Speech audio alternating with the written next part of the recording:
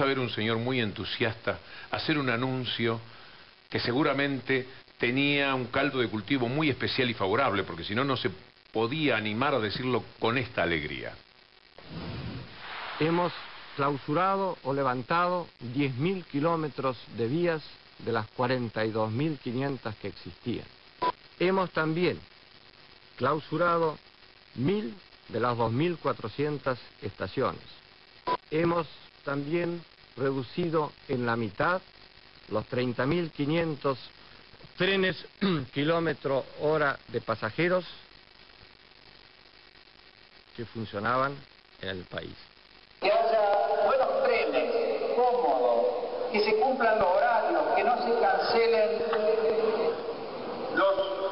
las frecuencias previstas. Y eso está ocurriendo gracias a todo este proceso de transformación de los ferrocarriles, al proceso de privatización. El ministro anunció un sistema de retiro voluntario para 30.000 trabajadores de ferrocarriles argentinos.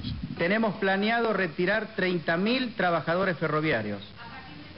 Muy pronto, ya se están comenzando a producir los retiros voluntarios.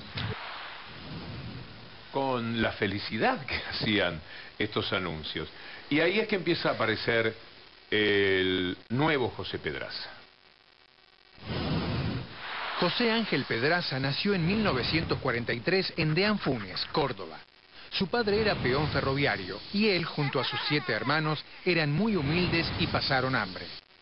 En 1960 ingresó al ferrocarril Belgrano como obrero.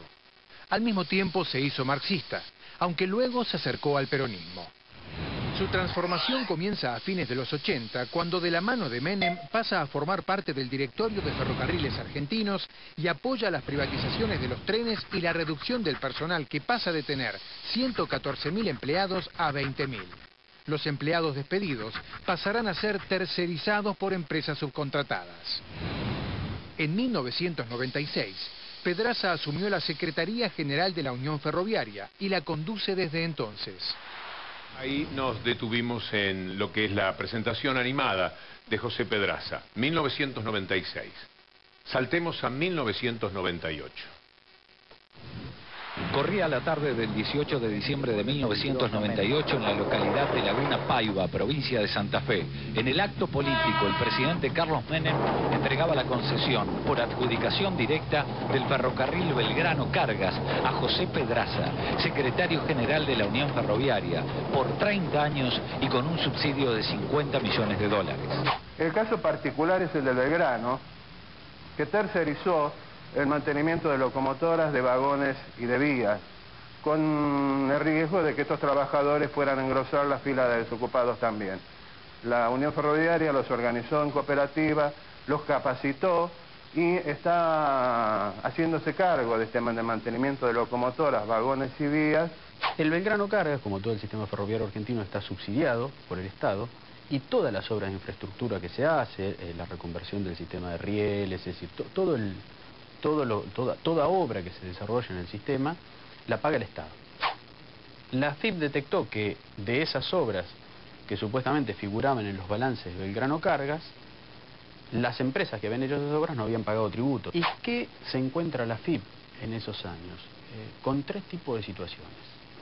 Cuando exige el pago de los impuestos que supuestamente esas empresas que habían hecho las obras del Belgrano Cargas no lo habían pagado, encuentra primero que había empresas inexistentes, es decir, directamente empresas fantasmas que no existían y que supuestamente habían facturado al Belgrano Cargas obras.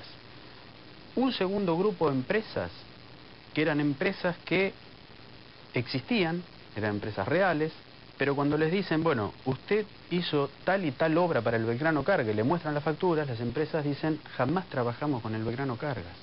Y el tercer grupo de empresas son empresas que supuestamente habían hecho obras grandes, por ejemplo, la reconstitución de todo el sistema en Santa Fe después de aquella famosa inundación, y que eran empresas pequeñas, prácticamente algunas sin personal, sin uso de sus cuentas bancarias, es decir, empresas que jamás podrían haberse hecho cargo de semejantes obras. Por lo que sabes, Horacio, así ha sido todo. Sí, así ha sido todo, y la parábola de Pedraza es lamentable. Yo lo conocí hace más de 40 años a Pedraza, hemos militado juntos en la Secretaría de los Argentinos. Él era un dirigente ferroviario muy combativo, en ese momento militaba en uno de los partidos marxistas. Si hubiera sabido cómo tratar el tema, hubiera traído documentos de esa época donde él habla que parece escuchar a Néstor Pitrola cuando hablaba Pedraza. Y luego, digamos, se ha convertido en lo que es ahora, ¿no? Vive en Puerto Madero, es propietario de las empresas que explotan a los trabajadores ferroviarios. En vez de ser dirigente sindical, es patrón.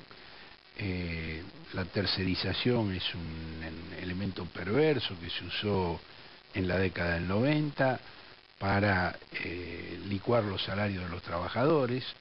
Los trabajadores que están en esas empresas ganan la mitad de lo que gana un ferroviario que está en las empresas prestadoras del servicio, y además se ha destruido, digamos, en el país, desde Martínez de Oz en adelante, Martínez de Oz, Menem, Cavallo, digamos, han destruido el sistema de comunicación por ferrocarril en la Argentina, cosa que no ha hecho ningún país que se respete a sí mismo.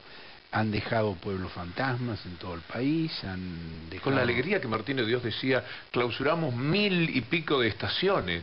La felicidad de ese hombre. Yo me pregunto, Horacio, detrás de la tranquilidad y alegría con la que él manifestaba eso, ¿qué había hecho el periodismo, la clase política para favorecer que alguien pudiera decir muy suelto de cuerpo que estaba destruyendo una de las bases más importantes de la economía del país? Bueno, en ese momento el periodismo no tenía mucha libertad para decir nada.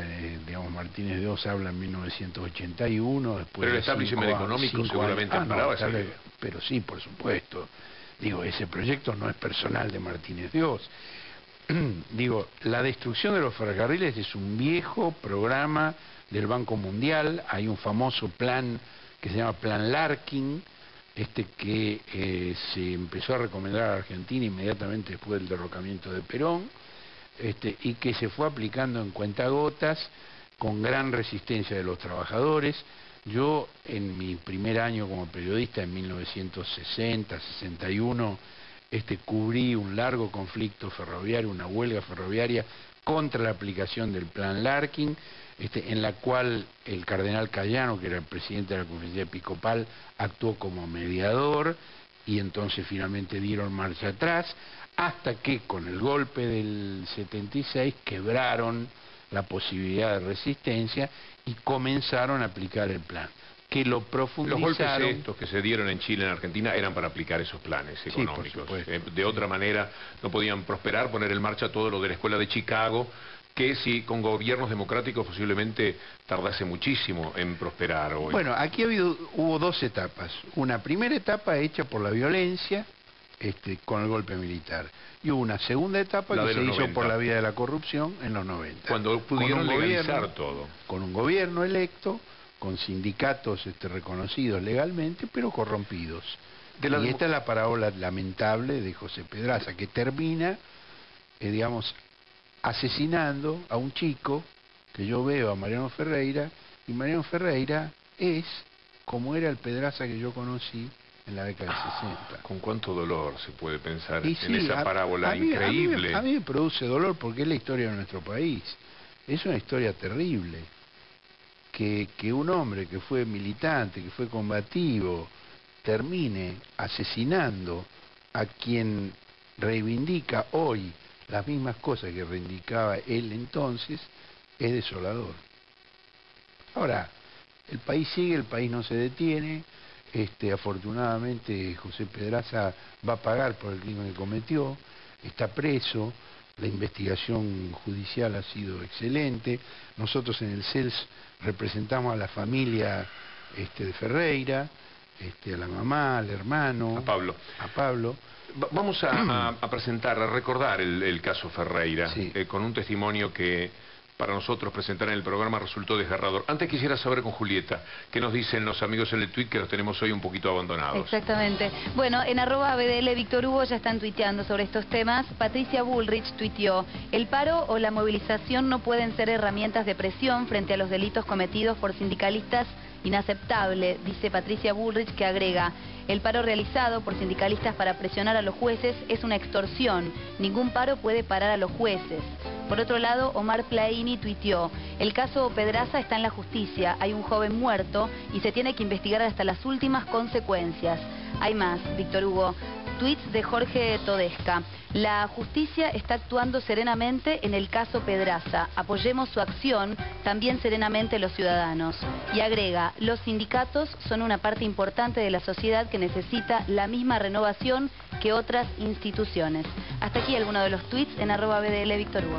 Renovación y democracia, le quiero preguntar si hace falta, Horacio, ojalá que nos dé el tiempo. Porque hoy leí en Miradas al Sur que en el 2000 había 3.500.000 trabajadores que pertenecían a los sindicatos. Hoy son casi 7 millones. ¿Hay suficiente democracia en el crecimiento de ese poder? ¿Son Pedraza, Zanola, Venegas resultantes de la falta de democracia de los sindicatos? Es muy ambiciosa quizás la pregunta para el contexto del programa. Son productos históricos y estamos en un momento de cambio histórico. Y va a haber cambios también en el sindicalismo, no puede ser de otra manera.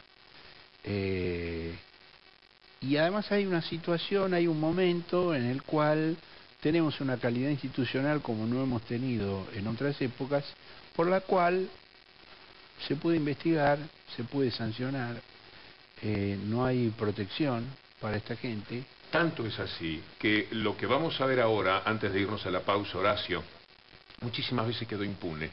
Uno veía la denuncia de padres, familiares, amigos, de crímenes atroces y después se pierden en el tiempo y nunca aparecen, en todo caso, un culpable directo, el de la bala, pero no el que estaba detrás de la bala. La impunidad está en retroceso en la Argentina. Está en retroceso y esto que vamos a ver, con lo que después podemos hablar de lo que ocurre ahora con Pedraza, es demostrativo de que así ocurre. Nosotros habíamos hecho una asamblea con los tercerizados, donde habíamos quedado en una cita acá en esta calle Levenson, frente al local del Partido Obrero, para reunirnos y ver si podíamos hacer una acción de reclamo de la reincorporación de los despedidos, que eran 117 despedidos. La policía intervino desde el principio y nosotros allí teníamos todo el paredón aquel lleno de patoteros de la lista verde de los ferroviarios de Pedraza, que dirigen el sindicato de la Unión Ferroviaria, estaban allá. Y los de arriba empiezan a tirar piedras, que pero son estas esto cosas, también, cascotes, porque ojo que hay piedras de todo tipo. Ahí arriba, cosas que son proyectiles para matar a alguien. Y entonces lo veo al tipo que está haciendo esto. Está con el arma, tirando y tapando el fuego del arma. Tirando, así. No era una agresión, un intento de que nos vayamos, sino un intento de asesinato directo. Es decir, era alguien que miraba y apuntaba y tiraba. Y de acá a donde están ustedes, acá. Él estaba acá. Esta era la distancia. Y él hacía así. Tiraba así. Tiraba así. Tiraba así. Tapándose siempre la mano. Yo veía que tiraba y no tenía nada encima, me revisaba, miré para atrás y ahí estaba Mariano. Mariano estaba tirado acá. Parecía que tenía un ataque de epilepsia. Una compañera que la primera que llegó, lo golpeó y le decía: Mariano, ¿qué te pasa? Le digo: ¿qué tiene? ¿Tiene un ataque? ¿Qué tiene? Porque movía la mano y tenía la cara tirada para atrás, como alguien que tiene un ataque de epilepsia. Exactamente. Yo no advertí que él estaba herido. Es decir, no me di cuenta que tenía un tiro, porque no había sangre. Lo miraba, no tenía sangre. En ese momento, viene un compañero y me dice: Elsa tiene un tiro en la cabeza. ¿Cómo un tiro en la cabeza? ¿Cómo tiene un tiro en la cabeza Elsa? No entendía. Porque Elsa estaba a 100 metros de acá. Bueno, no me parecía que podía haberle pegado en la cabeza a 100 metros. Entonces lo dejé a Mariano, lo dejé acá. Me fui a ver qué pasaba con Elsa. Siempre pensando en el camino, que era una piedrada en la cabeza. Es una vergüenza que un sindicato se ponga de acuerdo con la patronal para terminar con la lucha de los trabajadores. Es muy vergonzoso. Eso se conoce como rompehuelgas.